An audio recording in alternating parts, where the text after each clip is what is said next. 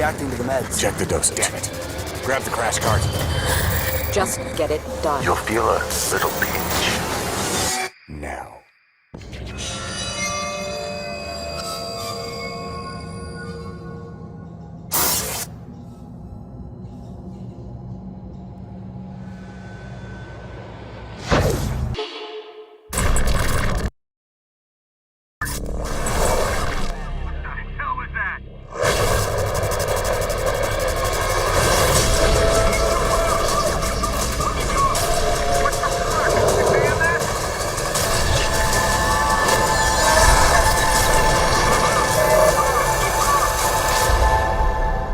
What's going on, everyone? The Great Talent here, and today we're going to talk about F.E.A.R 2 Project Origin, reviewed on the Xbox Series X via backwards compatibility. Before we get into it, as always, I want to thank everyone for stopping by.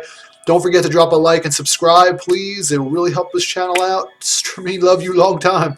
And with that being said, welcome one, welcome all. So yeah, as my F.E.A.R trilogy replay continues here, despite its flaws and emphasis on a more first-person shooter-like trope, a la like Call of Duty, which as I was playing this game for the most part, a lot of the action sequences, especially like there was sequences like just ridiculous amounts of action, and I was like in like quick time events, and I was like, all right, this is straight up Call of Duty. But with that being said, the sequel to the 2005 horror first-person shooter Hybrid is still a good time. Believe it or not, even though it still has a lot more emphasis on the action versus the horror. And we're going to get into that in a minute. But yeah, so part prequel and part sequel. The game picks up a little bit before the first game and then wraps. And then for the first game wraps, you just see a little bit of moments before that. And then all of a sudden, like in the opening prologue, and then it just fast forwards to the moments after the first game. And it picks up where you, in the shoes of Beckett, who your character plays as. Again, he's a mute, as pretty much always, I think, in these games. I think the third game, your character talks, but I can't be too certain on that until I replay it. But yeah, so you take the shoes of, and you're in the shoes of Beckett and his team of F.E.A.R operatives, first encounter assault recon operatives, as they try and prevent Alma from assimilating you because you have this connection to her. Because of just whatever they did in the, I don't want to ruin the story, but because whatever they did within like the psychic telekinetic link and whatever. So before Alma like assimilates you and bringing forth the apocalypse, because of course that's always the stakes in these types of games. So yeah, and along the 9-ish hour journey, you're taken from labs to the slums to subways and even elementary schools, because you can't have a horror game or a thriller type of game that revolves around a creepy demonic like child entity without tossing in a creepy elementary school or orphanage. But does the sequel still harness the thrills and chills as its predecessor? Well, yes and no at the same time. I'll explain what I mean by that.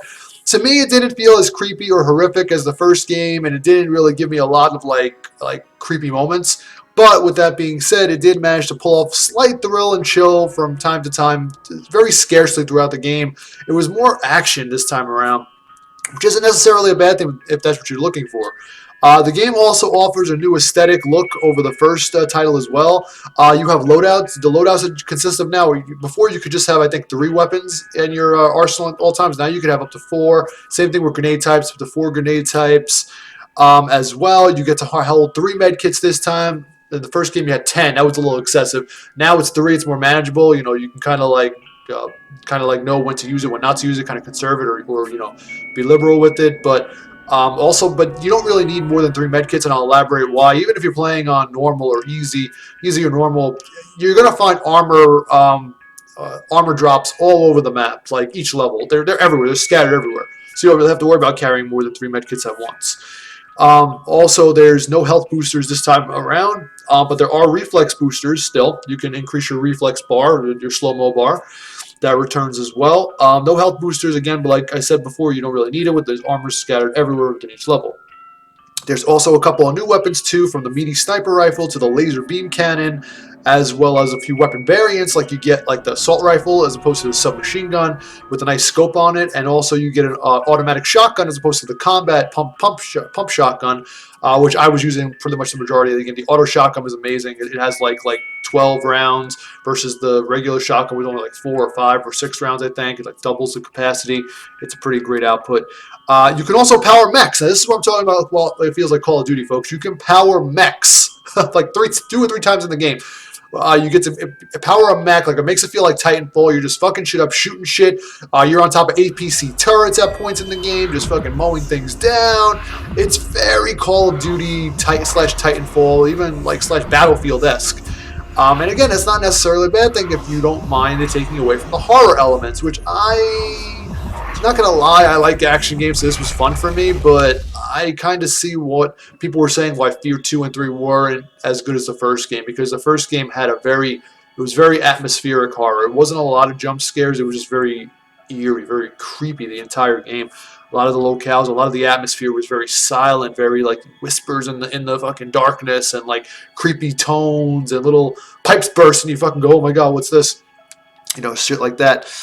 But, and lastly, so, yeah, I mentioned before, the slow motion returns, you get reflex boosters now. They're still here. They play a more important part as you make yourself feel like Neo, a cross between Neo and Max Payne. And they're, again, but what really bothers me, though, that how can you release these games? I know this is going to sound like a real nitpick here, but how are you going to release backwards compatibility games and only enhance the first game? Like the first Fear only got a nice frame rate boost, like 60 to 120 frames per second in between there somewhere. It was ridiculously fast. Fear 2 and 3, they got shit on. They don't got no boost whatever, no first person. Oh my god, no frame rate boost, no 4K, nothing like that. It was sort of just, and it kind of looks like shit. Not gonna lie, like the frame rate, it wasn't too bad. Like I noticed the frame rate was pretty consistent for the most part, but it's just a bummer that.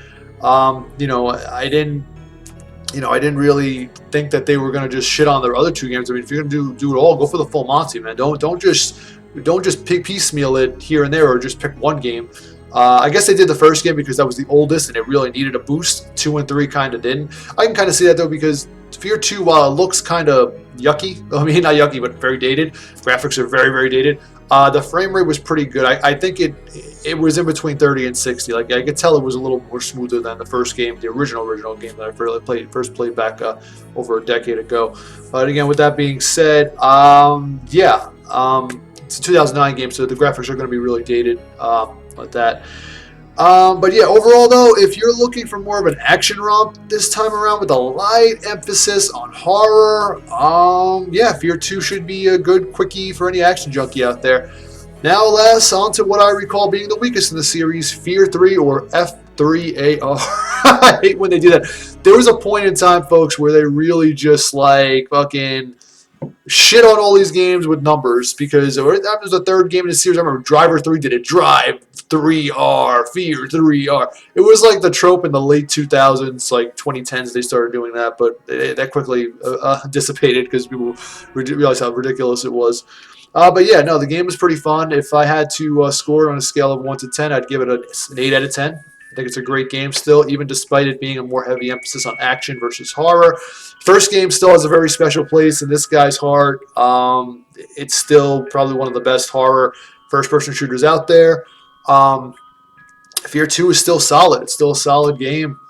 It's very fun. Very, very fun. Not as immersive as the first game, but it still gets the job done in a relatively short amount of time. And with that being said, that is my little review of Fear 2 Project Origin. Let me know what you guys think in the comments below. Don't forget to like and subscribe. Please, me love you a long time. And what's coming up next? I'm going to do Fear 3. I got more movies I'm doing. I'm going to try and sit through the Eternals movie. A little sneak preview here. Eternals.